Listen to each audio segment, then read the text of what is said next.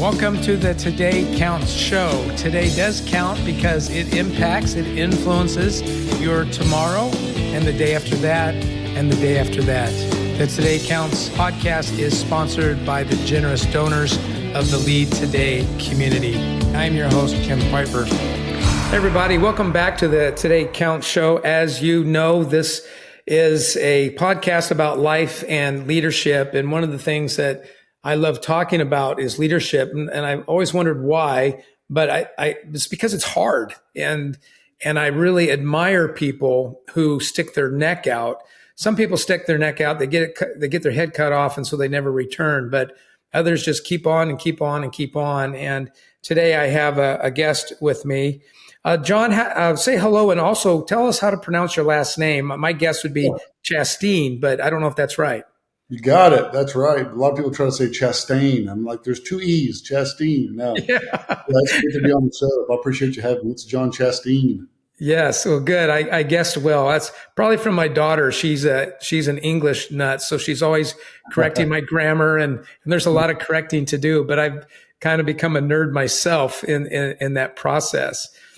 Today, I want to talk to you, Jon, about two books. Specifically, I want to zero in on this book, ReLeader. I'll let you talk about that in a minute, and maybe we'll have some time to talk a little bit about the other book, Half the Battle.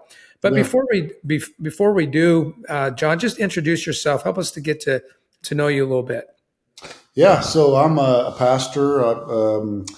I didn't start that way. Never wanted to be a pastor. I was a higher ed guy, and all of my degrees. I worked at a university as a vice president for about 8 years. And I was just attending the church that I now pastor. And higher ed was my trajectory. I wanted to be a college president. And then in 2011, with a lot of degrees in education, God kind of called me kicking and screaming into the ministry. The church that I'm now the lead pastor of hired me to be a campus pastor of one of the campuses that they had. And I didn't want to do it, but I felt like the Lord was telling me to do it. So I did that for 3 years, fell in love with pastoring, and thought that I'd missed my calling. And so I just dove headfirst into pastoring as a campus pastor. And then in 2014, the pastor of the church, founding pastor of multi-site church, 20-year-old church, the founding pastor had a moral failure, marital affair. And so very long story short, in a matter of months, I found myself as the interim senior pastor. And then in November of 2014, I took over as the new senior pastor of the church, and then I did that for I did that for 4 years, and then in 2018, I got a call from a university in Dallas called the King's University. Jack Hayford started that university, and they asked me to come be the president of the university, which was a dream of mine. I had a doctorate degree in university administration, and so I thought that was crazy. They wanted me to, I said, I can't leave this church. We just now got healthy. And they said, well, I don't want you to leave it. You can do both. And so for 5 years, I was the pastor of Victory Church in Oklahoma City. And then I was the president of a university and seminary in Dallas, Texas. So I did that for 5 years until 2013. And now I'm pastoring Victory Church. And really the ReLeader thing, Jim, came from, I was with my pastor, and some of your listeners may know who Craig Groeschel is. I was with him one day, and he's like, man, let's do some leadership training, some church planting together. And I just said, man, I don't know how to plant churches. I don't know how to start stuff. And he said, well, then what do you know how to do? And I said, I know how to, and it just came out of me. I said, I know how to fix broke stuff. I've never started anything. All I've ever done is take something that someone else built and tried to rebuild it. And he just said, well, then that's what you need to teach people how to do. And so he helped me come up with this term, ReLeader. And I really believe that there are people out there who aren't leaders in the sense of I'm talking about, that there really are people that are called and destined to re-lead, to restart, rebuild, regrow things that are before them, whether it's a business, whether it's, most people are re-leaders. Most people aren't entrepreneurial. Most people don't start something. Most people take something. They had a predecessor. There was a lawyer before them, a teacher before them, a vice president before them, a CFO before them, and they have to take something and try to rebuild it. So yeah, that's the heart behind that book.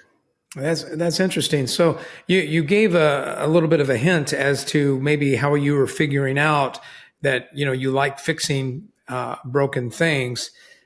So let's talk about ReLeader. So the topic then is leadership, but the context that we're talking about is, if I can digress for just a minute.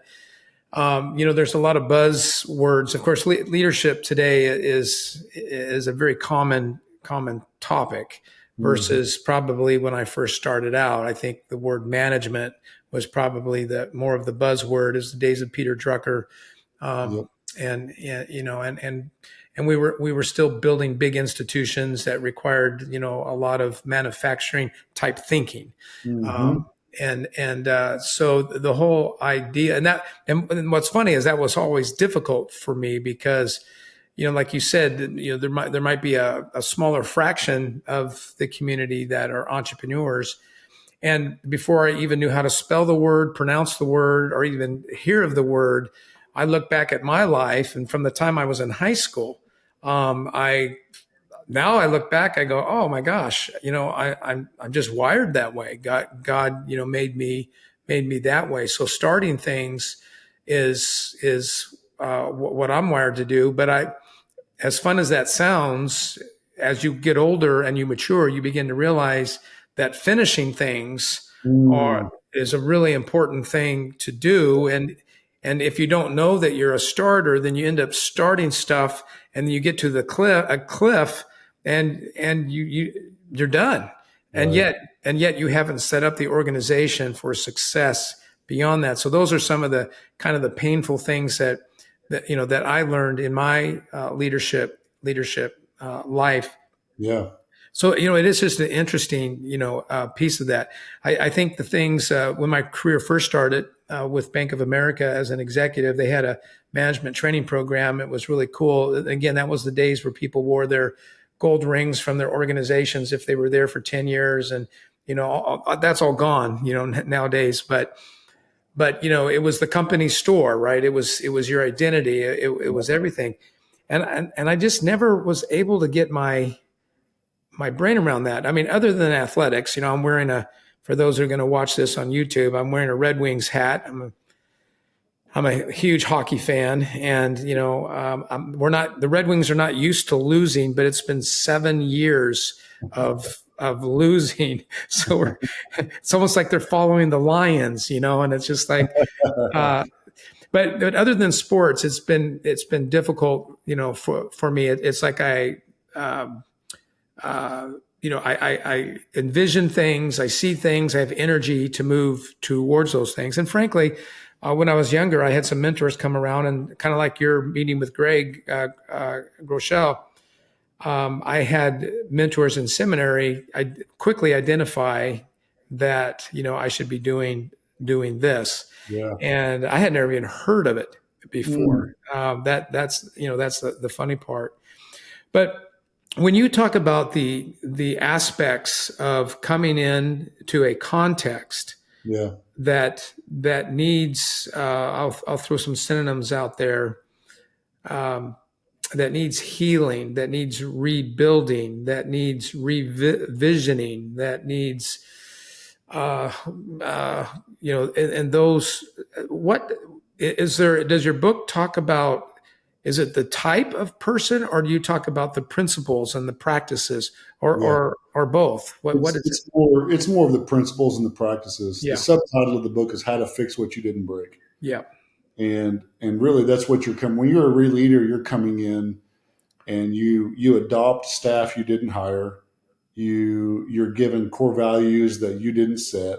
You are given, systems, mission statements, buildings, everything, deferred maintenance, everything that you've adopted or inherited. You didn't do any of it, and you're standing in the field, surrounded by fruit from seeds you didn't sow. And so it can be a very frustrating season until you turn that around, because it's very frustrating. I didn't create any. I wouldn't have hired these people. I wouldn't have set these values. This isn't the way I would have done it. And so it requires a lot of patience. As an entrepreneur, you kind of think the picture of, if you build a plane, you build that plane before you get in the air. Re-leaders have to rebuild it in the air. Hmm. How do I rebuild this plane while we're already at 20,000 feet? And there's really two types of re-leaders. There's re-leaders who take over a really healthy organization or have to follow a great leader. And there's those who take over unhealthy organizations and follow unhealthy leaders. And both come with very difficult challenges, right? I mean, I almost would rather follow an unhealthy leader because you can make quick changes. You're the hero, man. Coming on the heels of a great leader, you're compared. You're trying to fit into their shoes, and so both has its challenges. But a lot of the book is a lot about walking through what do I do first, what do I do second, and it's very succinct. As a pastor, a lot of it is I realized that there's a lot of re-leaders in the Bible. Joshua was a re-leader. Moses was his predecessor. And the Lord comes to Joshua and says, Moses, my servant, is dead. You're in charge. So Elisha was a re-leader after Elijah. And time again, God empowers men and women to pick up the pieces. Nehemiah was a re-leader. He had to pick up the broken pieces of a wall and try to put it back together. Zerubbabel was a re-leader. Solomon built the first temple.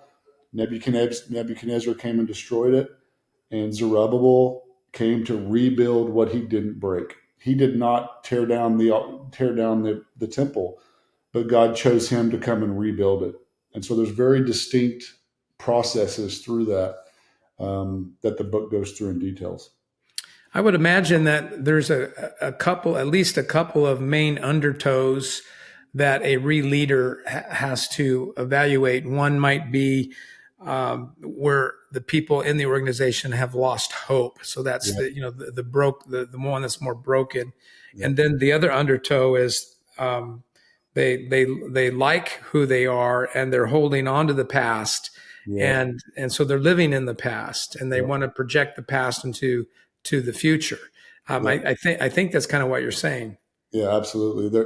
There's a real, if you're taking over an organization, really either one that had a healthy leader or an unhealthy leader, there's a season of mourning. They're sad about what was. They miss what was. Even, it's funny, Jim. Even Zerubbabel, it says that he was rebuilding the temple, and it says that he built the foundation, and he says that the people standing around, they were kind of doing this celebratory that this foundation was ready.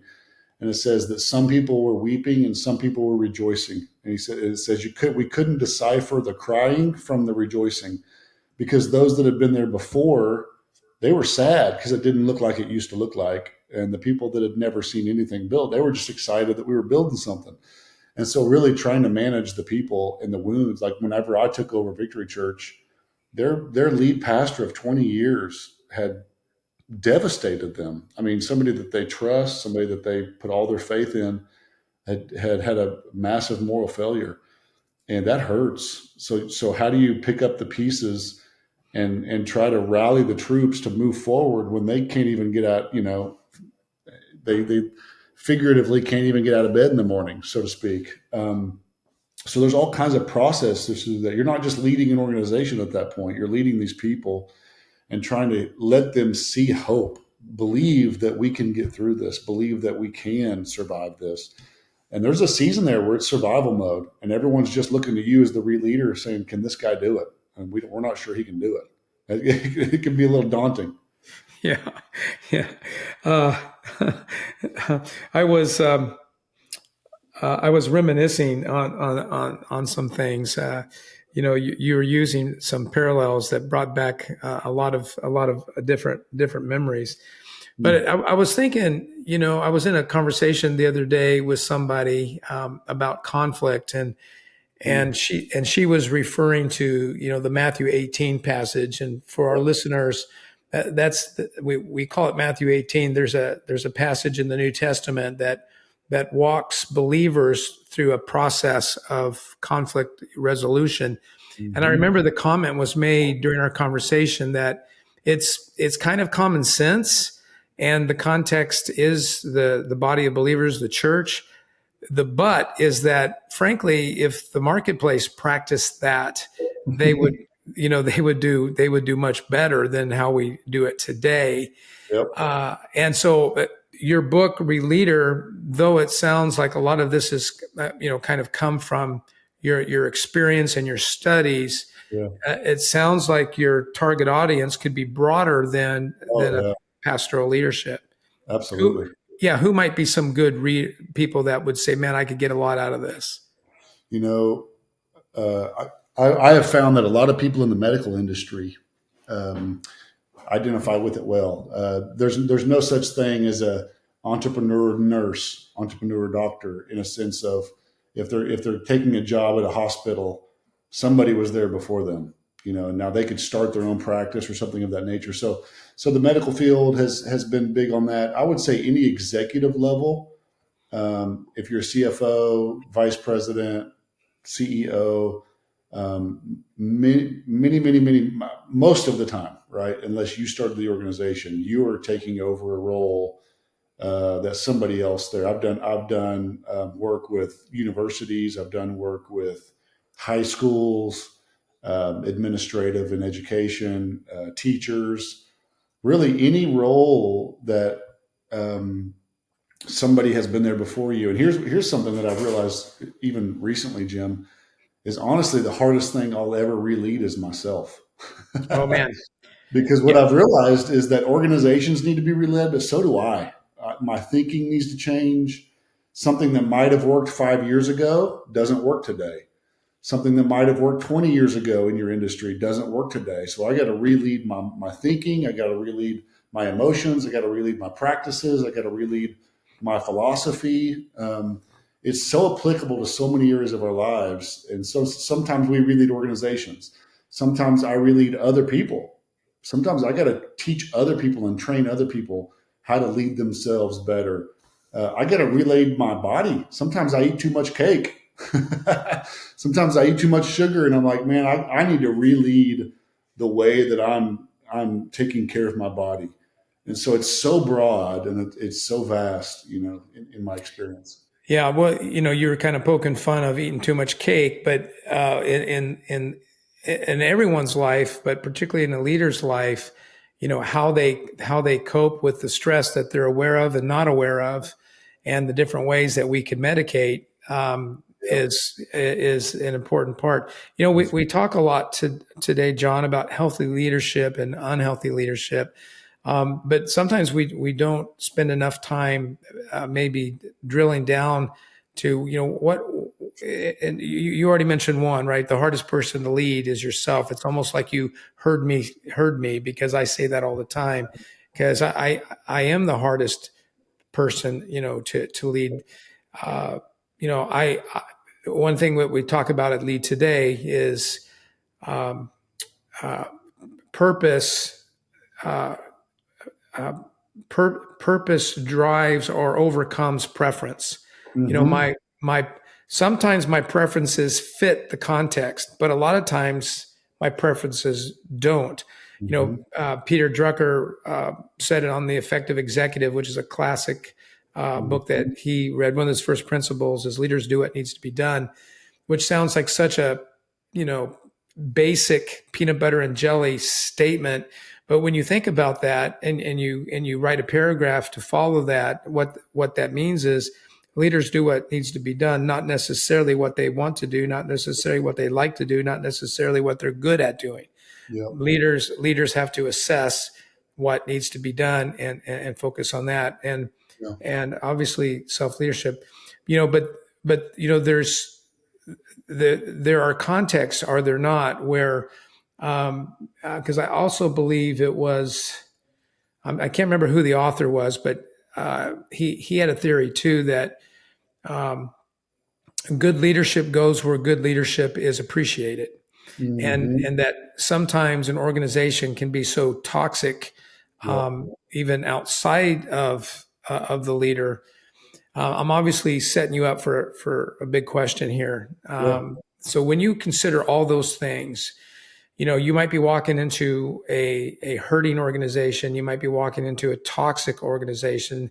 Maybe the reason why the leader left isn't because of leadership failure. Maybe it's because he hit a wall. He couldn't get any, farther and said, enough's enough. And, and he said, well, maybe somebody else can, or maybe this place needs to die even, and that's always a possibility as well. I like what you said about, sometimes you can be the hero, but some organizations don't need a hero; they need to die. That's right. In my perspective, but when you think of healthy leadership Yeah. beyond the aspects of leading oneself, what are some ideas and thoughts that you embrace?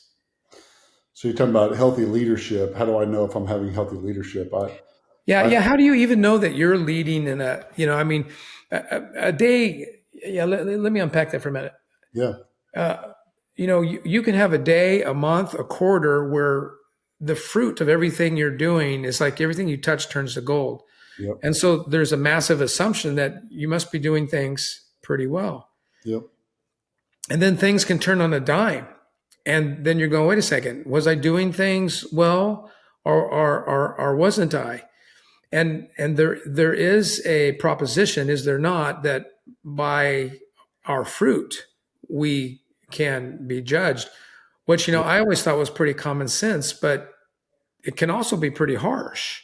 yeah, In my backyard, I am 0 for 3 in this one particular spot for a palm tree. I don't know what I'm doing wrong, but I cannot get a palm tree to stay alive. And I've mm, had experts come, and so how does one monitor, maybe how does one evaluate yeah. their own leadership? It's a really good question. I think one of the very first questions that a leader should ask and really put some thought into is, what does success look like? I mean, if I need to define what that is success for me becoming a millionaire and growing a big business? Well, I could actually accomplish that and still run my life into the ground. Is it that I want to be sustainable? Is it that I want to finish well? Is it I don't want to lose my marriage? I don't want to lose my kids? There's so many variables to that as believers, we have obviously a set of values that we would walk. But every leader, whether they believe in God or not, they need to decide for themselves on the front end, what do I want to do? Who do I what they have to define a simple, very simple definition. What is success?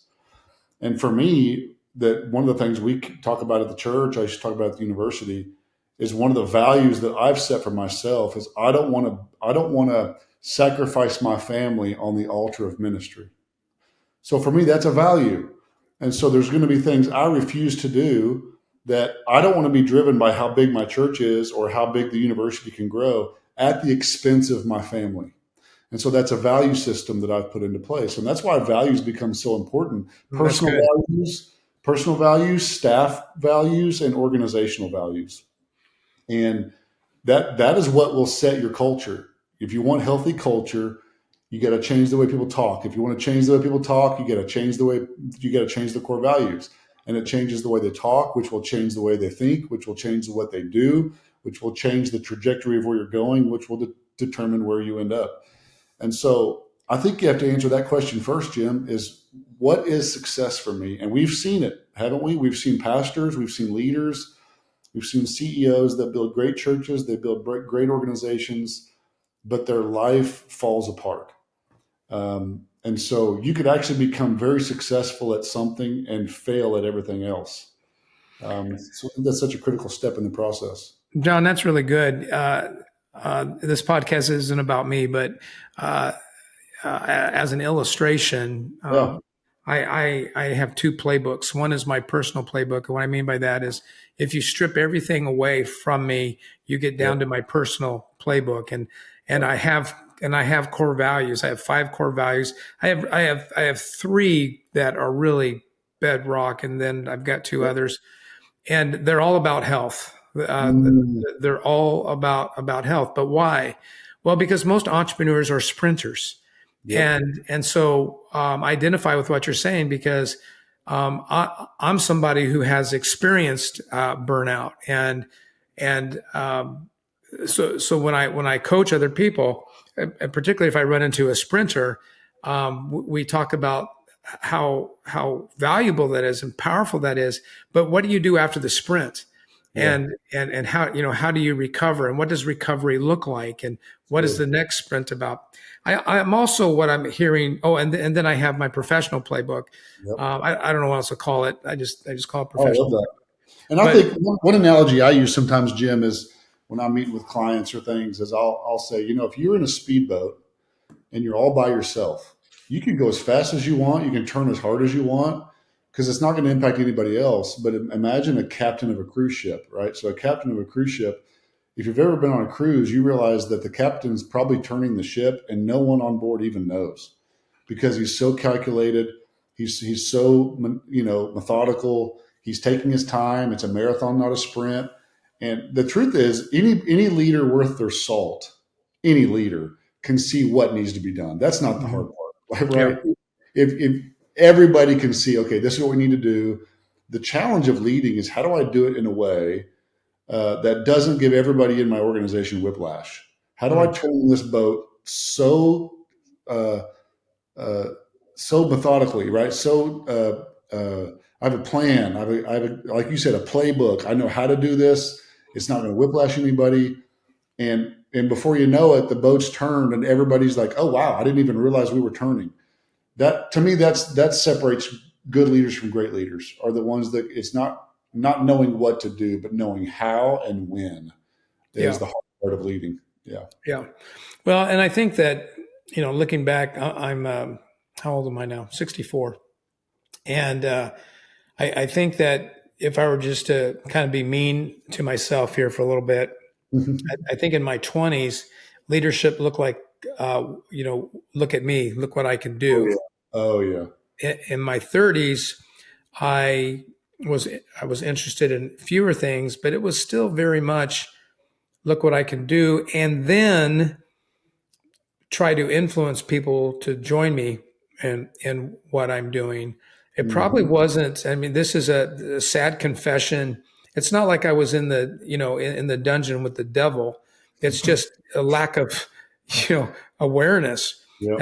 And it wasn't until my 40s where I realized that leadership was a stewardship. It was Mhm. you know servant leadership's a buzzword now too, but um, it was really a stewardship, and that's kind of the analogy I think that you were alluding to, where you've Yeah. got a captain, and a ship. When you have these lives that are counting on you, Yeah. it's funny, the things that you can read in your 20s, you can blow right past them. You Mm. you can blow right past them. You don't even see them because Yeah. you're speeding literally, through life. Yep. And in your 30s, if you've had some success, some hubris has a way of creeping in, Hmm. and can set you up.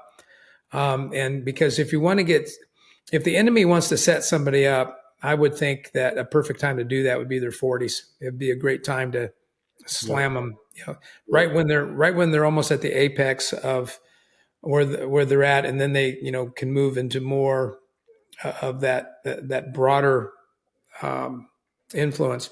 But I want to come back to what you were saying. You said, I wrote it down. What does success look like?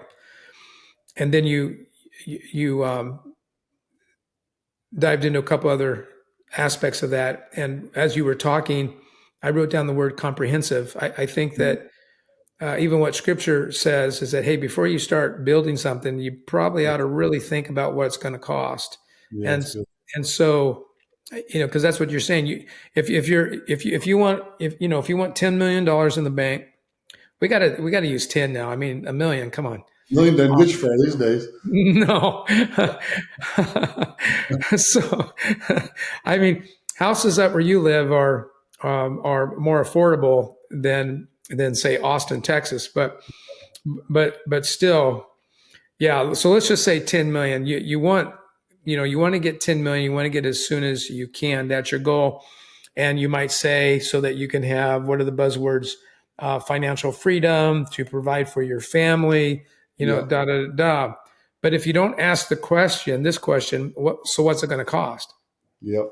It $10 million is currency, and it costs you currency to get that currency. It's just a different kind of currency. That's And right. so I really like what you are saying is that we need to ask comprehensive questions. We need to, because it's just like a boy who wants to grow up and be a major league baseball player, or he wants to be a wrestler in the Olympics, and the higher you go, the more dedication it requires, the more Yep. you miss out on so many other things in life. Yep. And if you decide to bail out, it doesn't make you a quitter, doesn't make you a loser. But what it does say is you underestimate it, what it would cost, what it would take. So Yep. really, right fitting ourselves, I think, is kind of what you're Yep. talking about. I had a neighbor for a while that moved in next door to me, and I met him outside one day, and I said, "What are you here to do?" And he said, "I'm here." He said, "I just moved into town. I'm only going to be here 3 years." I said, "What are you here to do?" He said, "Well, I'm here to build the foundation for the new skyscraper going in Oklahoma City, the Devon Tower. It's 900 feet tall." And he says, "I said, it's going to take you 3 years to build that." He said, "Yeah, it'll take 3 years." And I kind of smart aleck, probably shouldn't have said it, but I said, "How does it feel to build something that no one will ever see?" So true. And he said, he laughed, and then he said, "It's true, but the height of that building depends on how well I do my job." Yeah. And I think a lot of leaders overlook or try to speed up the foundation building seasons when really it's the most important season of your life. Like, and hopefully trying to see that what I'm trying to build here, whether it's a church or a school or a whatever job you're doing, hopefully it's big enough that it's bigger than you, right? Right? It's going to take if it's going to leave a legacy for the kingdom, then it's probably going to take more than one generation to build it. And so I should be okay doing whatever my role is, even if I'm building a part of the organization that may never be seen. At the university, I met with our fundraising department, and I said, "Guys, we're a young school. We were founded in '97, and we're raising money. We're putting down, the building blocks of this university. And 100 years from now, no one will probably even know who we are. But if we do our jobs right, the King's University will be a great university, a large university, and we are in the foundation building portions of the school. And what a privilege that we get to do this. That is ReLeading. ReLeading is saying this isn't about me, whether my name's in lights or whether I'm a conference speaker or some Fortune 500. It's I'm here to do a role to make sure that this organization survives. And I don't see my title. This is one of my values, right? Is I'm not the pastor of Victory Church. I'm the interim senior pastor, Mm. because the truth is there'll be a pastor after me. Now, if I make this all about me, then it'll die when I die. But I want to live my life as though I'm not the senior pastor. I'm the interim senior pastor. And my job is to steward this for a season, whether it's 1 year, 10 years, 30 years, 50 years. And whoever comes in after me, it'll be better. He or she will get it. It'll be better than it was when I got it. And that's the mentality of a ReLeader. Is this isn't about me. This isn't about building myself a legacy. This is about building up the kingdom of God through this thing that God's put in my hand. And building the foundation is so key. And it's not sexy. Nobody gets excited about that. I mean, Nehemiah rebuilt a wall. All he did was stack rocks on top of each other, but he was willing to do something no one else was willing to do. 70 years passed between the building of the temple and somebody came along. Nobody would build the wall. Why? Because it wasn't fun. It's nobody. It wasn't sexy. But I think as leaders, or just as leaders in general, we should be willing to do the things that no one else is willing to do, because we believe in the mission. We believe in why God has us here. So I think that's such an important piece of the puzzle. Yeah, I want leaders to understand that we John and I get it. I mean, we leadership. We grow in leadership. As we lead at different seasons in our lives, we're just ignorant of different things. But it's so important to pick ourselves back up and learn and learn. You know, um, when I look back at the planting work that I've done over my lifetime, you know, there's some of those ministries that are just thriving today, and there's some that never made it, and and there's multiple reasons for this and that, and then sometimes you shrug your shoulder and you don't even know why. Right. So it's not like we know the answers, but there are principles Hmm. to follow. I mean, I my mind went to a couple examples. I think you're going to appreciate this. I was coaching this one church planter many years ago in Denver, and I mean, if there's a book on church planting, which of course there is, he followed it by the book. I mean, he did it by the book, and nothing happened. Wow. You know, and I mean, nothing happened. And then there was a guy who got hired. Oh, I just thought of his name, and I'm gonna give him a little bit of accolades here. Yeah. Um, his name is Scotty Priest, and I don't know where Scotty came from, Mm. but there was this church in south of Denver in the Inverness area, and somebody had some money because they hired probably some of the best musicians, plural, some of the most flashy marketing people. The stuff I was getting in my mailbox now, we're going back 20 years Yep. or more. The stuff I was getting in my mailbox would have put any Fortune 500 company to shame. Not just once or twice or three times. I mean, it was just being rained on us.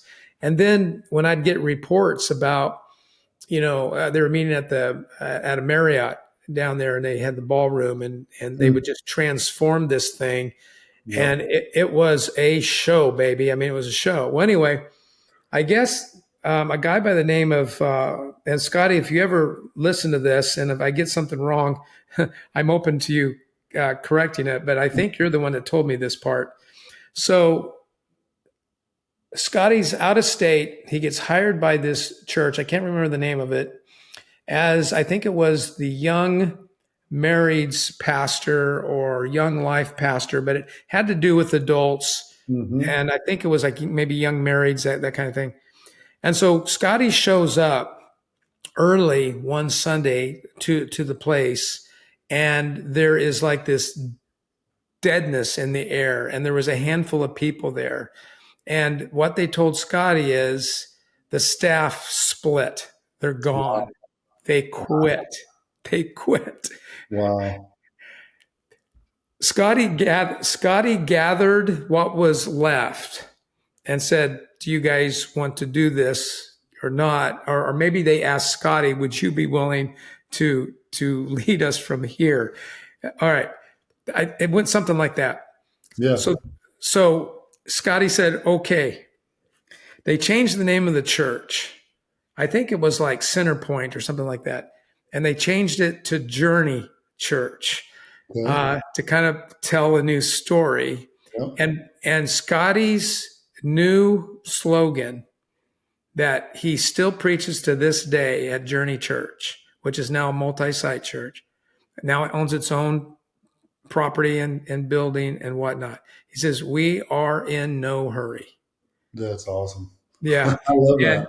yeah, he Wow. I think he was an old football player, but I would do meetings with him at Starbucks, Hmm. and I don't remember if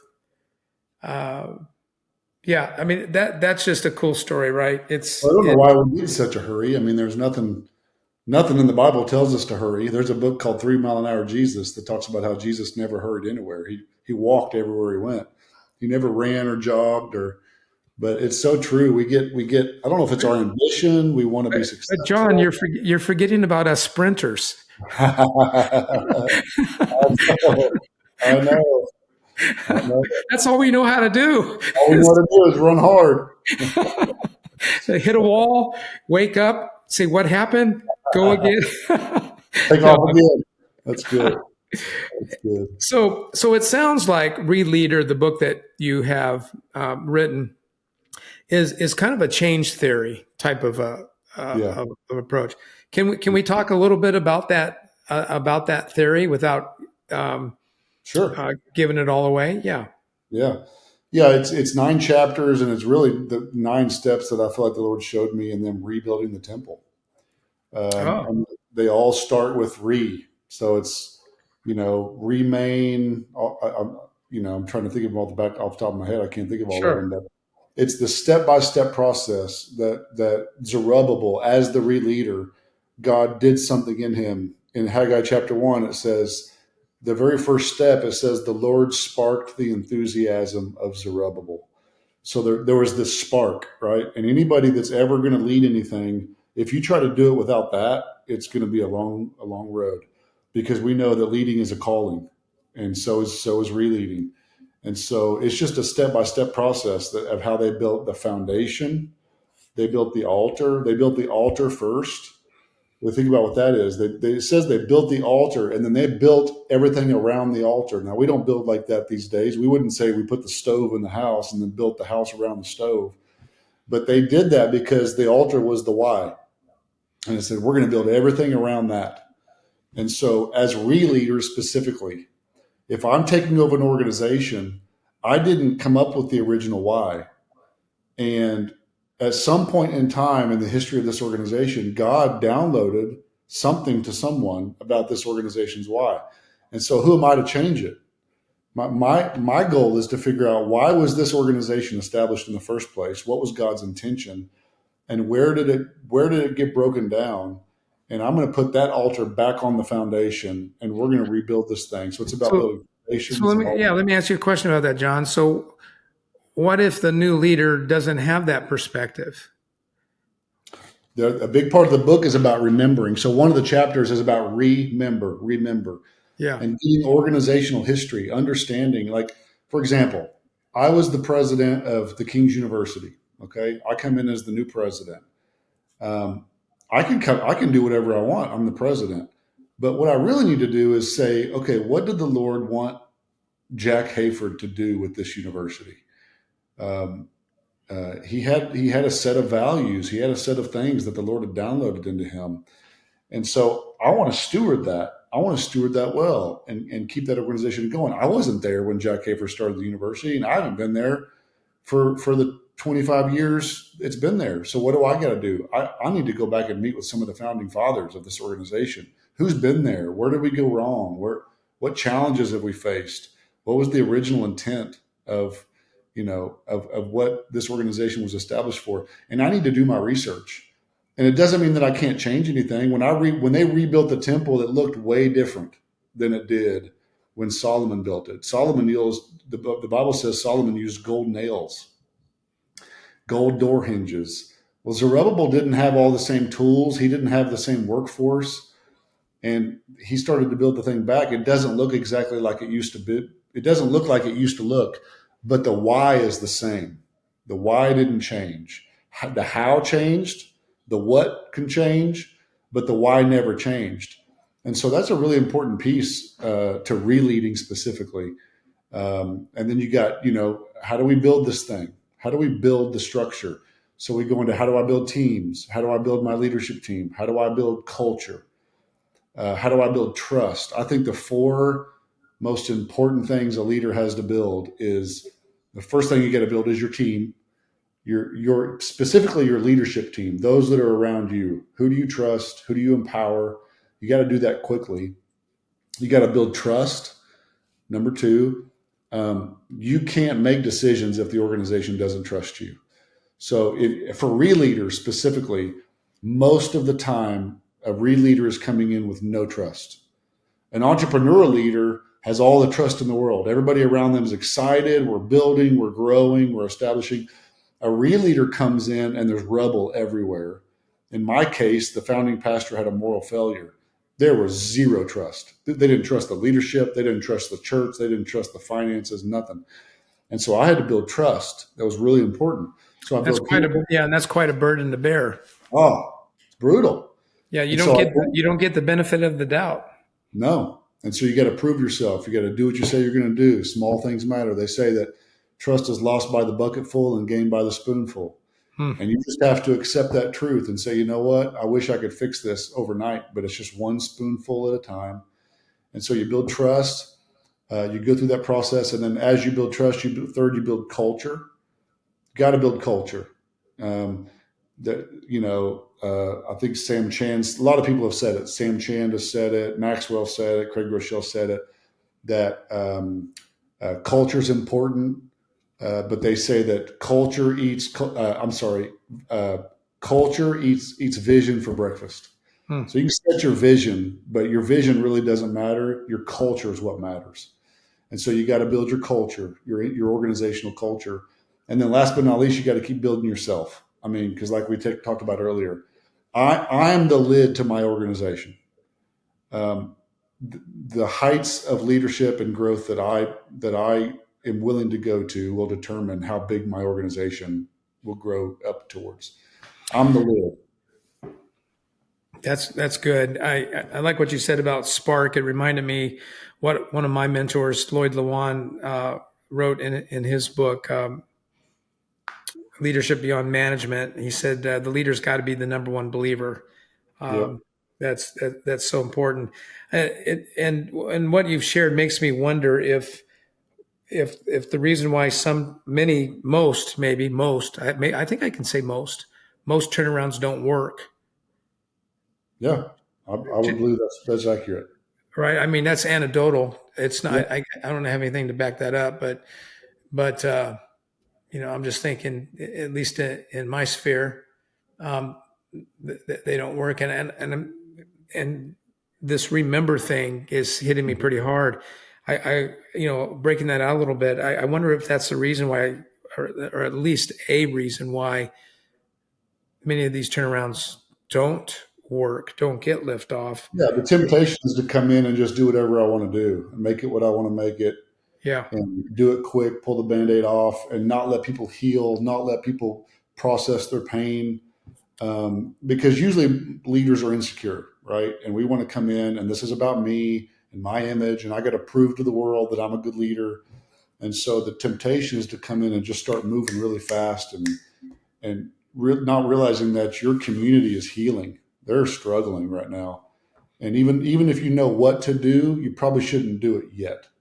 There's a slowness to it, a patience. Yeah. And to your point, if fundamentally the vision even impacts the why, I think where the ReLeader will stub their toe is if they got to at least acknowledge the original why Yeah. and appreciate it. And then if there is a thesis of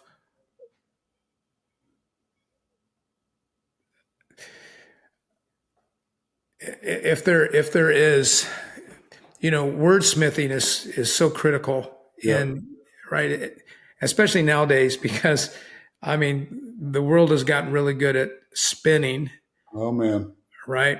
And it's like if not to mix what we're talking about with politics, but you know, if you're on the right and you Hmm. don't recognize that when Fox News acts right, it also magnifies right.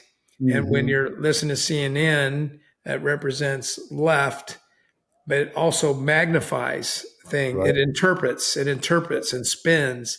And so if Yeah. you are a conservative and you're on the right and you're not even trusting your own traditional network, Yeah.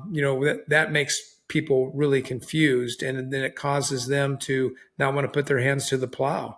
Yep. And in either case, I think that's a relatively decent example. Yeah. So coming in and I would imagine that I mean, unless the why was dark and evil, Right. um, I would imagine it would not be that difficult to connect to the original why. But you won't be able to do that if you don't acknowledge it, appreciate it. As you said, do your research. Yeah. You know, Hopefully every organization has some sort of a higher good for society. Take the church out of it, right? Take yeah, Christianity out of it. If yeah, you're in the medical field, you're there to help people heal. if yeah, if if you're taking over an organization that sells products, well, hopefully those products are there to help people's lives better or their lives easier, or whatever the cause is, whatever the why is. Yeah. Hopefully it's just right. Hopefully there's something that's going to better society. And if it's not, you probably shouldn't have taken the job in the first place. You know what? I told you before I hit record, I think, maybe I said it afterwards, that I have not, this is a confession, I have not read your book, ReLeader. Yeah. And I don't normally do an interview without reading an author's book. So I'm going to get your book. I think it will help me in what I do today in serving leaders, Hmm. advising leaders, consoling leaders. Yeah. Um, and I would encourage my listeners to do the same. I would imagine ReLeader's available on Amazon, It is. um, Yep. and it's spelled ReLeader, right? Right. That's how it's spelled. Yep. Before we sign off, though, you wrote another book, Half the Battle, if I remember, Half the Battle, where you're talking about healing from old wounds, or how? What is your subtitle to that? Healing your hidden hurts. Yeah, yeah. Yep. Give us a little overview of that. I talk a lot about this morning. I was on a coaching call, and it was about how to interview Hmm.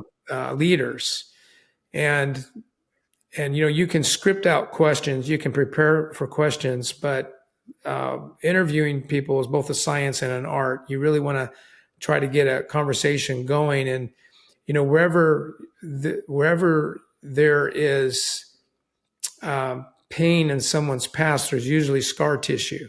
And Always. for those who aren't familiar with scar tissue is painful. It makes things rigid. Mm-hmm. It shoots memories back into into your brain.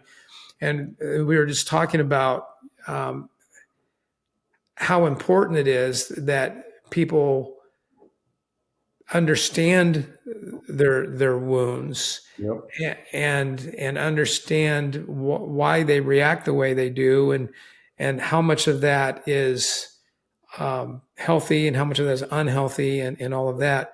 But talk to us a little about this book, this other book too. This sounds very interesting. Yeah. As a pastor, as a leader, I've discovered the same, that most people that I have uh, issues with, right, in my organization, usually it's because of some wound in their past. And what I've learned is that not to just write people off and fire them and move on, but to really help them try to process that pain. And the half the battle, the title of it comes from the concept of the Israelites when they were going to go into the promised land, right? They're going to the promised land, but what they do in the promised land was they went to battle. That's all they did was fight battles. But what I discovered is that the battles for them to take over the promised land was only half the battle. And that's where that Hmm. comes from. The first battle was on the banks of the Jordan River. So they're on the banks of the Jordan River, and the Lord tells Joshua to circumcise the Israelites, which we know is a sign of the covenant. It's a reminder that you're a child of God. And so back then it was the circumcision of the flesh. And then in the New Testament, we know that becomes a circumcision of the heart. And so, interestingly enough, they circumcised themselves on the banks of the Jordan River, and that's a bloody battle. That is a bloody battle, painful battle. And that was the real battle. I think that might have been the hardest battle they ever fought, because it's interesting. They circumcised themselves. And then in Joshua chapter 5, verse 9, the Lord says, "Today I've rolled away the reproach of Egypt from you."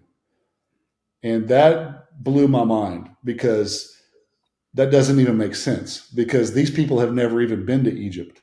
These are the children and the grandchildren, right? They've never been slaves ever. They've never been slaves.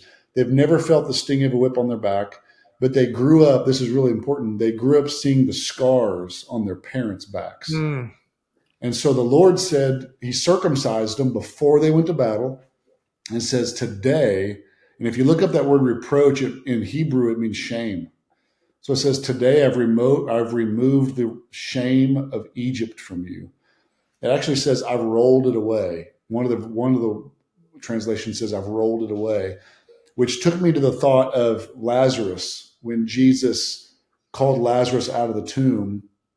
And basically, the book is about what do we do with our pain when we experience pain. What do we do with it? And most of the book is talking about Martha and Mary, and they had sent for Jesus to heal their brother Lazarus. Jesus didn't show up. That hurt because Lazarus was a friend. Mary and Martha were a friend, and Jesus let them down. He disappointed them.